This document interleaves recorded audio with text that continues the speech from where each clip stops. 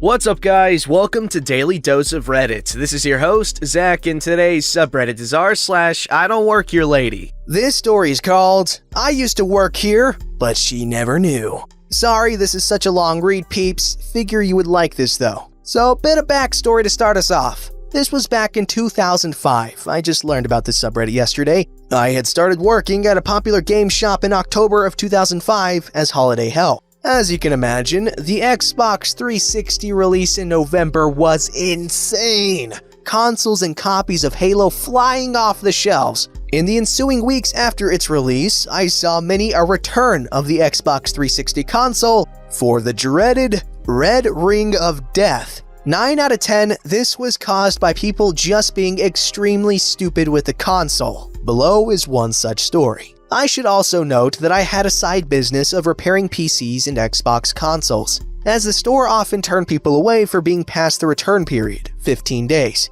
So I was making a tidy profit repairing the things for people that didn't want to wait for a warranty return and educating people on how to properly care for their consoles. And here is why this is an IDontWorkHereLady story. My final shift had just ended. I was no longer an employee and turned in my lanyard. The manager, who I was on great terms with, asked me to mind the store for 20 minutes as she needed to empty the registers to make a bank deposit. This was an hour before the banks closed, and the morning rush had been very insane. I readily agreed as I was a helping friend. However, her bank run took nearly 50 minutes, which I was expecting. They get rushed near the end of day. Here's the cast. Me, manager friend, entitled Karen, nice kid. Fred, security. Greg, previously fired D-bag employee. Now on with the main story. I'm in the store, totally alone, and decided to reorganize the PS2 shelves, as customers usually can't tell that it was alphabetized before they start putting things back wherever they felt like. The shelves were along the back wall, which allowed the front entrance to stay in my peripheral vision. In walks what I now know to be a Karen. Cheap gold jewelry that makes a racket I can't even describe, typical haircut, knockoff shoes, resting bench face, and with as much plastic on her body as a Barbie doll. Don't get me wrong, I'm male. The right kind of surgery can really get my attention. She looked like a first year did her work. She has a large plastic bag in hand, which she thunks down on the counter hard enough to dent the cheap wood top. I notice that she has about a 9-year-old behind her. The following conversation begins. Can I help you? Note, I already turned in my lanyard and I never received store-specific clothing, so I'm wearing a black button-down shirt, black slacks, black belts, and black sneakers. Hey, I'm overweight, I like black, very slimmy. Yes, I want you to exchange this console for a new one. It stopped working. I actually don't work. I don't care if it's your department or not. Get over here and help me. Let me take a look and see what I can do. Fine, but I haven't got all day.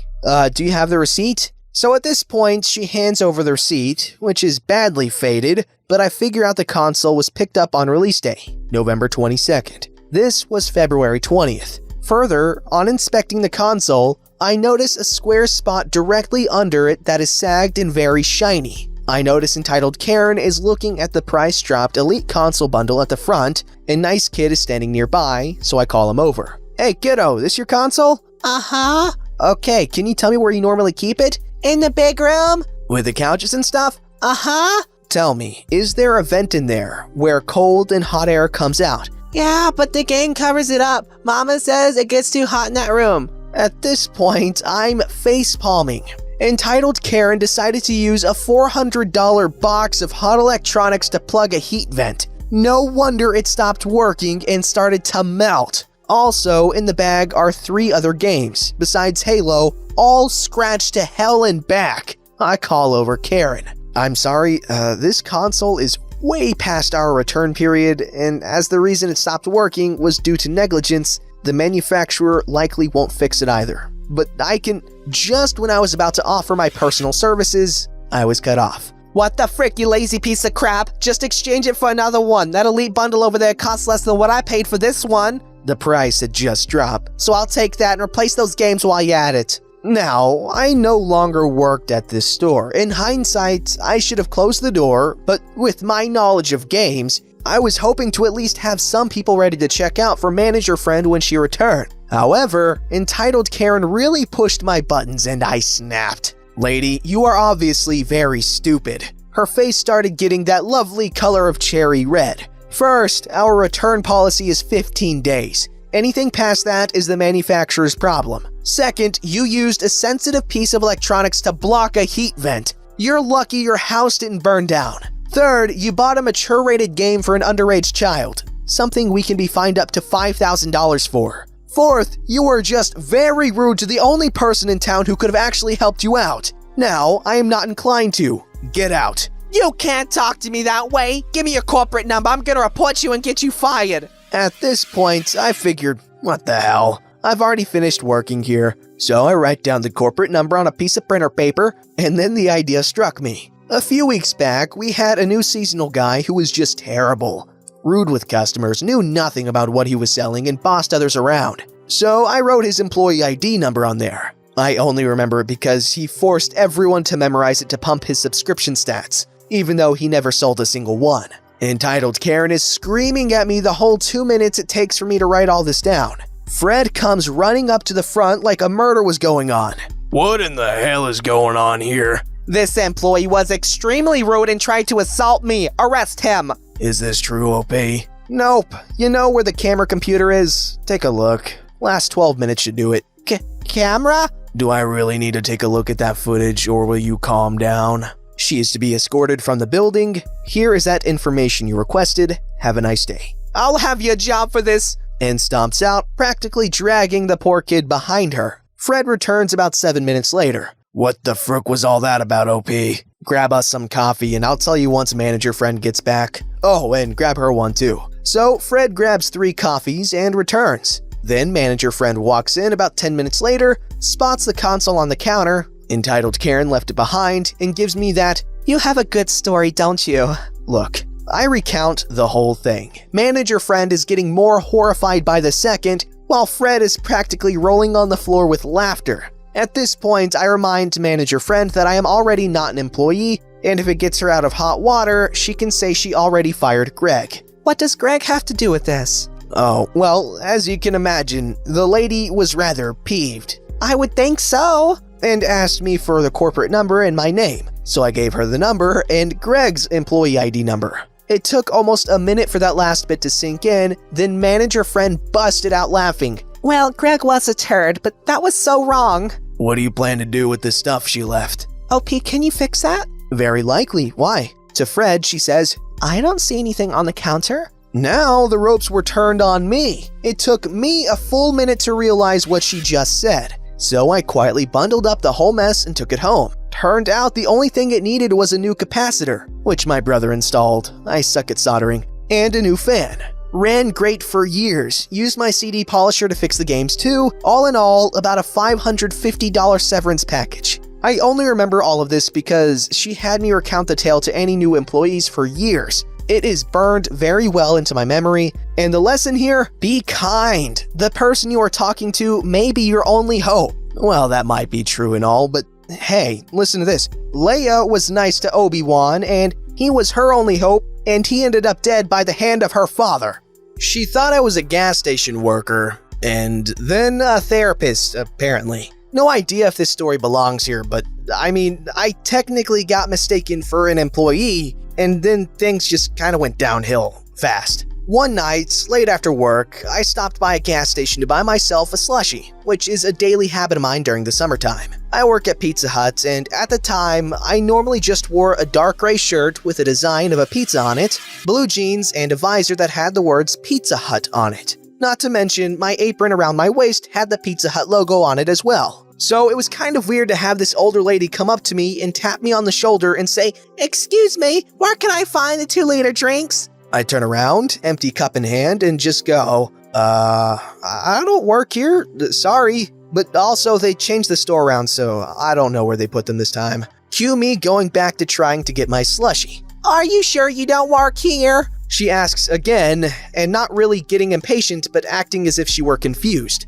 I shake my head, and then she looks me over again and then nods. Oh, right, you're the Pizza Hut girl. We live in a very, very, very small town, so most people tend to recognize me as one of the few waitresses that work there, even though I never recognize them.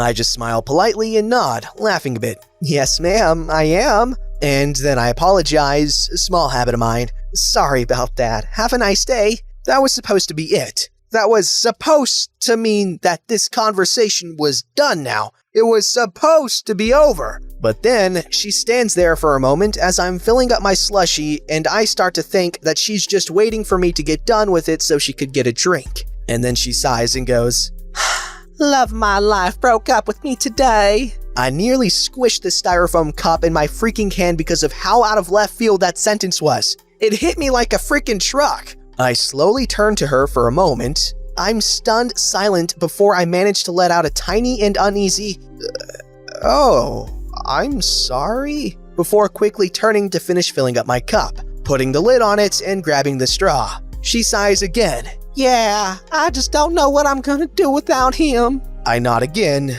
going quiet as I slowly begin to make my way back up to the front to cash out. She nods as well and then goes to grab her 2-liter drink. I figured it was done. I thought we were over. And then she comes in line behind me and sighs again. Yeah, the only thing I'll miss the most is the sex.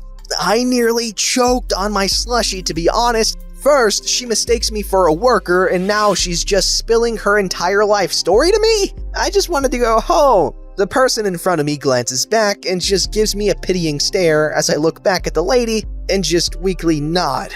That sucks. She nods a bit. Well, I guess I don't really need men. I can do things myself. I felt really unwell and sick to my stomach, being forced to think of how this little older lady can possibly take care of herself. Thankfully, she turned around and began harassing the man behind her. I was able to pay for my slushie, and I gave the cashier a warning glance as I did, and I basically rushed out of that freaking gas station. As I'm sitting in my car, all I can really do is laugh because that was absolutely the weirdest thing I've ever experienced in my life. It's been a couple of years since this happened. I wonder how she's doing because I think about that experience a lot. Well, I'm definitely going to be thinking about that a lot too now. I'm kidding. Or am I? Okay, all jokes aside, I don't like when people do that. Don't open up to me right away, man. It's kind of weird. You know, I used to ask people what's wrong because people post on their stories all the time that they're upset and stuff. And it's like, well, I feel sympathy for them. That's why I'd ask what was wrong. But why do you feel the need to announce it to everyone? I'm not trying to bash you if you do, but I just kind of find it off-putting and I don't know. It's just weird and unsettling, and I'm sure most of y'all can agree, and everyone's gonna deny doing it, but then everyone does it. I don't do it. I'm kidding. I mean, I don't, but it's just a joke. This story's called I Do Work Here, Lady, and you can turn me in if you'd like. Mods, I read the rules and hope I'm not breaking them. Technically, I was not an employee of the university where this happened, but I was working for my father, the professor. The sub's theme of going off on the people over whom they mistakenly think they've got power should apply. My father was a university professor and I was in his graduate program. He usually paid a graduate student out of his own pocket to give exams and grade tests for him, so he figured he'd keep it in the family and pay me. Side note from the captain, that is a horrible cliche to use, but okay. Again, this is not nepotism. He was paying me $10 an hour out of his own pocket so he could stay home and relax. I just read journals while I gave the tests. Win-win. In this case, he wanted me to give an exam for his graduate seminar midterm. He was very clear that he wanted me in there precisely at 7 p.m. to get all the tests down for the 7:10 start time. Grad students are a nervous bunch, was his mantra. I showed up at 6:50 and there was a class in there. At 7, it was still going. At 7:05, it was still going and I was getting nervous. The students waiting to go in were getting anxious. I opened the door and walked in as if I hadn't noticed the professor was still teaching and acted startled and confused, confirming the room number and the time and saying I was supposed to give a test in room 210 at 7:10. The professor curtly said, "I'll be done shortly." I replied, "Oh, okay," and walked out to the hall. The door opened behind me and the professor asked, Excuse me, what's your name? "My name is Numbnuts and you may turn me in if you'd like." A big laugh spilled out of the room. Shortly after, so did the students. Our class piled in and we started a few minutes late. As I sat there, I noticed the professor at the door's window like a spawn camper in a first-person shooter. After an hour, literally an hour, I decided to go out and apologize, without reservation or excuse. I made no mention of whom I was giving the test for, I just told her that I was sorry as sincerely as I could. I knew she wasn't going to accept it. She played the "I'm a professor" card pretty hard. Writing off her name, she had 3 last names, so I had to take a beat to remember it, and holding it forth about how disrespectful I was. I just apologized the way one apologizes when trying to keep a job.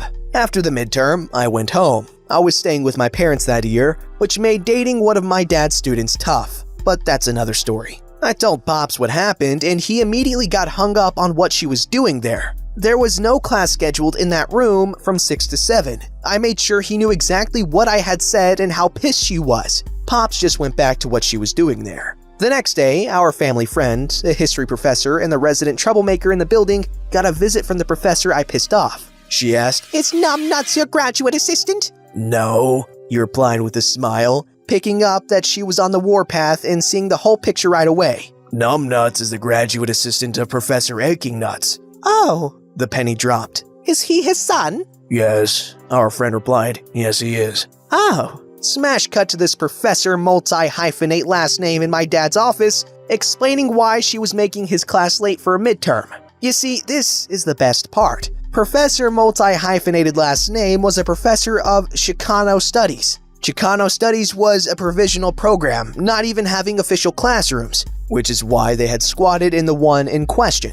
Most importantly, the program was subject to annual review by professors in full programs, mostly professors that taught Latin American subjects. The head of the review committee was the professor who taught Latin American politics, and it was, of course, Dr. Aching Nuts. Pops and I had a good laugh after he recounted her tap dancing. I saw her in the hallway a few times after that, but she never made eye contact. She would have been much happier if she had just accepted my apology. Well, honestly, I'm kind of lost on this one. I don't understand why she got mad. Because he was just saying his name, because Numbnuts was the Reddit guy's username. It was kind of like saying OP, but I don't understand.